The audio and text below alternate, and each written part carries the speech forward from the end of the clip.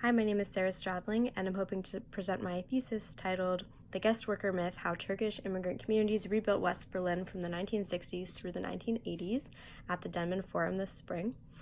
And my project focuses on the influence that foreign workers had on the development of West Berlin from the 1960s through the 1980s. And I found that most histories from this time period really focus on big macro-historical themes like rebuilding the city physically from the ashes of war, or focusing on the economic miracle that lasted through the 1960s. But a lot of those narratives leave out the experience of Turkish so-called guest workers who were recruited by the West German government between 1961 and 1973.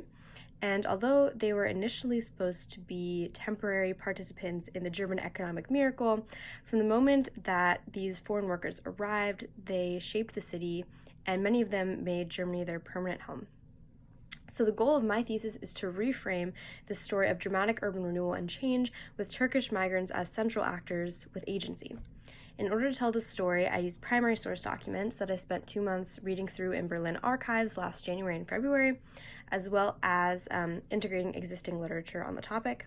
And each chapter of my thesis pairs a specific big picture event that has already garnered a lot of academic attention, like flashy modernist building expos and city policy initiatives, with the experiences and influence of Turkish immigrants.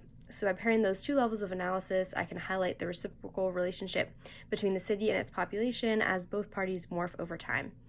And I want to participate in the Denman Forum to represent the humanities and show how relevant historical research can be to pressing problems that the world is facing today, like immigration and identity building.